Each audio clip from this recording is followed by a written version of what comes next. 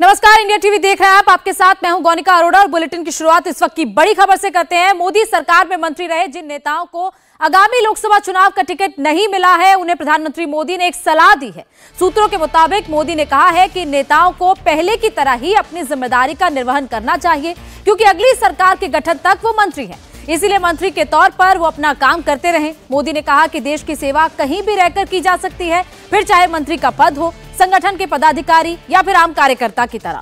मोदी ने अपना उदाहरण देते हुए कहा कि उन्होंने भी पद मिलने से पहले करीब 30 साल तक बैकग्राउंड में रहकर काम किया, किसी पद की लालसा नहीं की। इसीलिए जिन्हें टिकट नहीं मिला है उन्हें भी अपनी जिम्मेदारी पहले की तरह ही निभानी चाहिए और पार्टी को मजबूत बनाने में जुटे रहना चाहिए।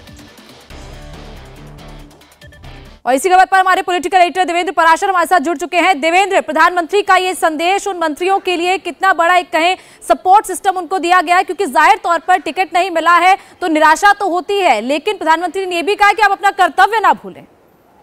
जी हाँ, बिल्कुल। और सरकार की तरफ से जो जिम्मेदारी है सरकार के मंत्री के तौर पे, उन जिम्मेदारियों का निर्वाह आपको करते रहना है, ये प्रधानमंत्री नरेंद्र मोदी ने सीधे सीधे निर्देश दिया है। और कल मंत्रिपरिषद की बैठक में उन्होंने इस बात को कहा और ये बताया कि जिस विजन को लेकर डिमांड किया गया है कि आगे का रोड मैप आपसे संबंधित मंत्रालय में क्या होना चाहिए, इनमें से कुछ लोग ऐसे हैं जिन्हें टिकट नहीं मिला है या उन्हें टिकट नहीं मिलेगा, वो दोबारा यहाँ नहीं आएंगे। बावजूद इसके आपको इस काम को करना है, क्योंकि अगली सरकार के गठन तक उस संबंधित मंत्रालय की जिम्मेदारी आपके पास है और आप उस काम को करते रहें। और दूसरी चीज़ प्रधानमंत्री नरेंद्र मोदी ने जो कही वो ये कि अगर टिकट नहीं मिला है तो इसका मतलब ये नहीं कि आप किसी निराशा के भाव में जाएं। जब जहां जिस रूप में हैं, जो भी जिम्मेदारी मिली है देश सेवा के लिए, उस जिम्मेदारी का निर्वाह आपको उसी रूप में करते रहना है। और खुद उन्होंने अपना उदाहरण दिया कि कैसे 30 साल तक नेपथ्य में यानी कि बैकग्राउंड में मैं रहा, पार्टी के लिए जो भी जिम्मेदारी दी उन जिम्मेदारियों का काम किया। उसके बाद फिर पार्टी ने अगर मुख्यमंत्री के तौर पे जिम्मेदारी दी उस पर काम किया। और मुख्यमंत्री के तौर पे जो मैं विज़न रखता था,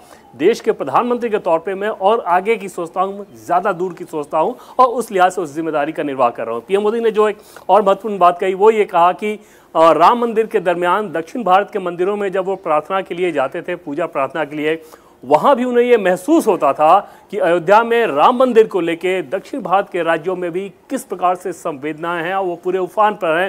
लोग इस बात से बहुत ज़्यादा कनेक्टेड हैं। तो जो एक बाइनरी क्रिएट करने की कोशिश की जाती है अपोजिशन के द्वारा, कभी कभी north versus south, PM Modi ने उसे सीधे सीधे खारिज किया। और उस लिहाज से आप समझ सकती हैं कि एक सेतु के तौर पे, एक प्रतीक के तौर पे भगवान श्री राम भी हैं।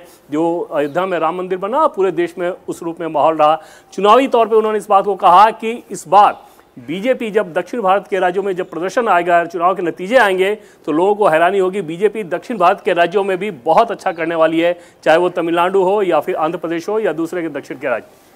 बिल्कुल देवेंद्र, क्योंकि प्रधानमंत्री का ये बड़ा संदेश है, तो देवेंद्र पराशर हमारे साथ लाइव जुड़े थे जिन्होंने साफ तौर पर यह कहा कि किस तरीके से प्रधानमंत्री ने एक बड़ा संदेश दिया है तमाम उन मंत्रियों को जिनको इस बार टिकट नहीं मिला है, और यह भी कहा है कि आप बैकग्राउंड में रहकर चाहे काम करें, क्योंकि प्रधानमंत्री ने अपना उदाहरण दिया, लेकिन आप अपने कर्तव्य का निर्वहन जरूर करें। इसके अलावा दक्षिण को लेकर प्रधानमंत्री ने बड़ा संदेश दिया है कि दक्षिण के लोग अब बीजेपी को चाहते हैं और यही वजह है कि इस बार दक्षिण में बीजेपी की सीटें बढ़ेंगी, ये प्रधानमंत्री ने साफ तौर पर मंत्रियों से कहा। देवेंद्र, क्योंकि दक्षिण को लेकर बीजेपी पूरी तरह टारगेट कर रही है, जिस तरीके से पिछली बार नतीजे रहे हैं उससे ज्यादा नतीजे लाने होंगे बीजेपी को इस बार दक्षिण भारत से, ताकि जो 370 का आंकड़ा है, खासतौर पर जो 400 का आंकड़ा, जादुई आंकड़ा बीजेपी छूना चाहती है, वो क्या पॉसिबल हो पाएगा? प्रधानमंत्री ने संदेश तो दिया, लेकिन धरातल पर कितना वो साबित होगा?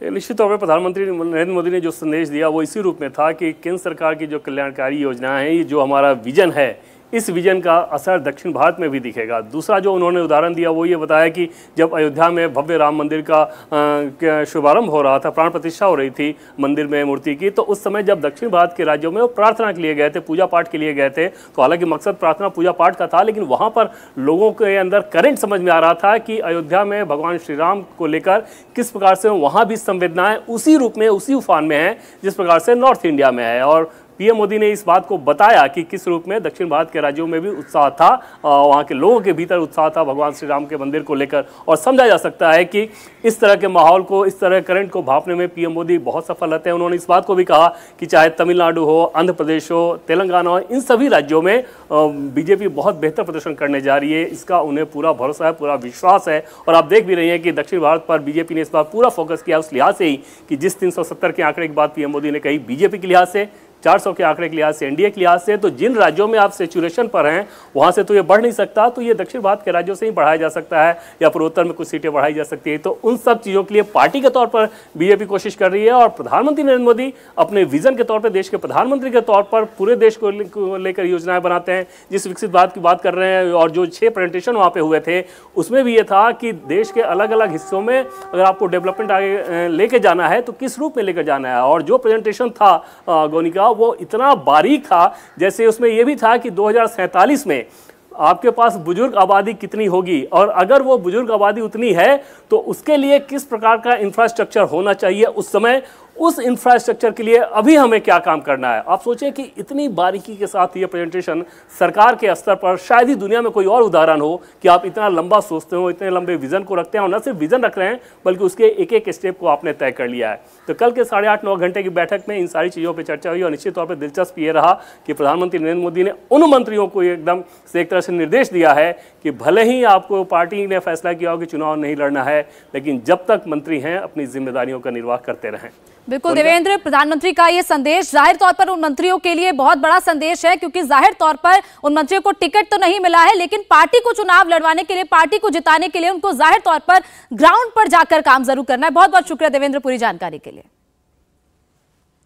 प्रधानमंत्री मोदी ने इस बार लोकसभा चुनाव में साउथ इंडिया में बीजेपी को कामयाबी मिलने की जो बात कही है उसकी एक बड़ी वजह रही आज तेलंगाना के अदिलाबाद में हुआ प्रधानमंत्री का कार्यक्रम।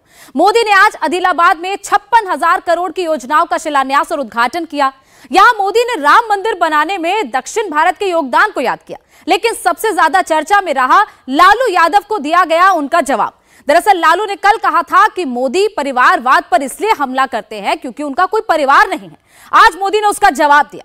मोदी ने कहा कि 140 करोड़ भारतीय उनका परिवार हैं। इन 140 करोड़ लोगों के सपनों में ही वो अपने सपने भी देखते हैं। अब इन्होंने 2024 के चुनाव का अपना असली घोषणा पत्र निकाला है। मैं इनके परिवारवाद पर सवाल उठाता हूं तो इन लोगों ने बोलना शुरू कर दिया है कि मोदी का कोई परिवार नहीं है। भाइयों बहनों, एक सपना लेकर के बचपन में घर छोड़ा था और जब मैंने अपना घर छोड़ा तो एक सपना लेकर के चला था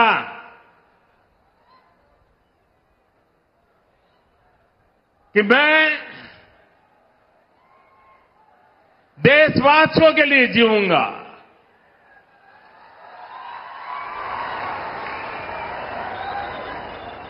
मेरा पल पल सिर्फ और सिर्फ आपके लिए होंगे। मेरा कोई निजी सपना नहीं होगा, आपके सपने, यही मेरा संकल्प होगा। और जिंदगी खपा दूंगा तो आपके सपनों को पूरा करने के लिए, आपके बच्चों के भविष्य को उज्जवल बनाने के लिए। और इसलिए देश के कोटि कोटि लोग मुझे अपना मानते हैं, अपने परिवार के सदस्य की तरह मुझे प्यार करते हैं। इसके बाद प्रधानमंत्री मोदी ने रैली में आए लोगों से मैं भी मोदी का परिवार के नारे लगवाए। मोदी ने कहा कि वो 140 करोड़ भारतीयों को अपना परिवार मानते हैं, इसीलिए लोग भी उन्हें परिवार के सदस्य की तरह ही प्यार देते हैं। 140 करोड़ देशवासी, यही मेरा परिवार है। ये नौजवान, यही मेरा परिवार है। आज देश की करोड़ों बेटियां, माताएं, बहनें, यही मोदी का परिवार है। आज देश का हर गरीब, ये मेरे परिवार है। आज देश के कोटि कोटि बच्चे, बुजुर्ग, ये मोदी का परिवार है।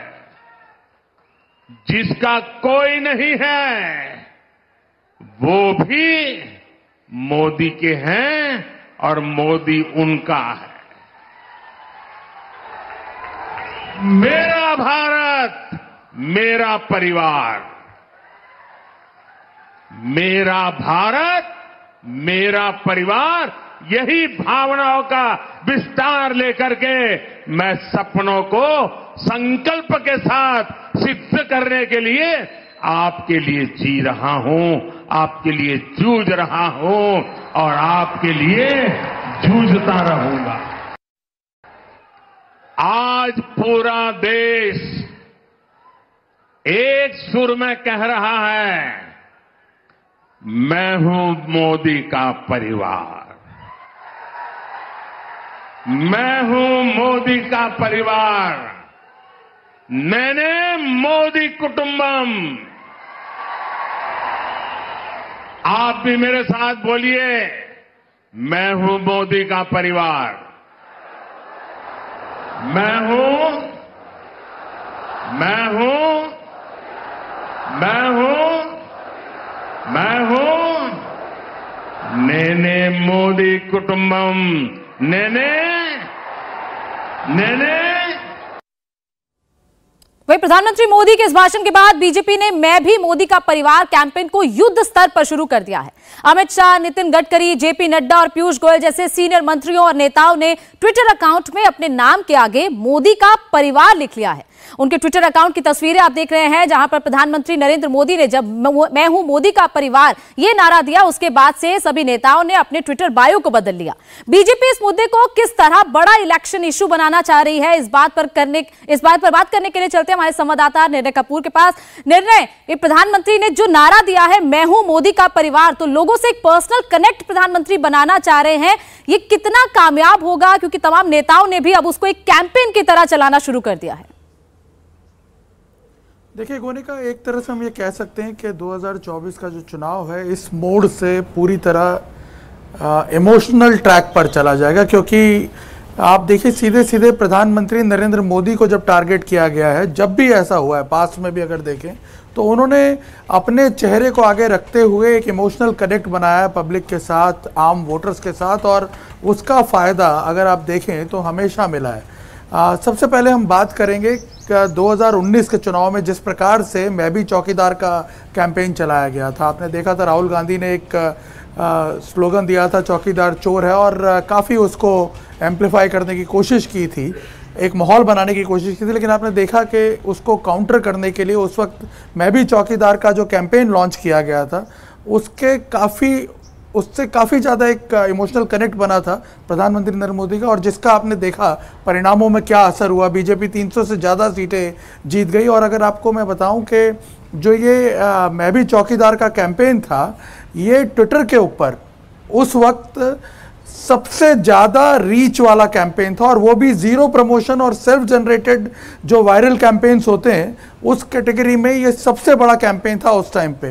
तो आप अंदाज़ा लगाइए कि किस तरह से वो कनेक्ट करते हैं आम जनता के साथ। और इस बार भी जो ये वाला कैंपेन है मोदी का परिवार, जो लालू प्रसाद के स्टेटमेंट के बाद अब अचानक जिसने गति पकड़ी है, इसको बीजेपी बहुत ही एक तरह से मैं कहूँगा मेटिकुलेटेड वे में बहुत ही मेटिकुलसली प्लान करके इसको आगे बढ़ाने का सोच रही है। एक बाकायदा इसका लोगो लॉन्च किया जाएगा, कई फ्लैश इवेंट्स होंगे अलग अलग जगहों पे, और जिस तरह से आपने देखा अभी कि ट्विटर पे बड़े बड़े नेता जो हैं पार्टी के, वो अपने बायो बदल रहे हैं, और उसके साथ साथ आप देखिए किस प्रकार से सोशल इन्फ्लुएंसर्स जो हैं वो भी मैदान में आ गए हैं। और इसका असर क्या ये होगा कि ज़्यादातर लोग जो ट्विटर पे हैं, जैसे हमने देखा था मैं भी चौकीदार कैंपेन के वक्त, वो साथ में जुड़ जाएंगे।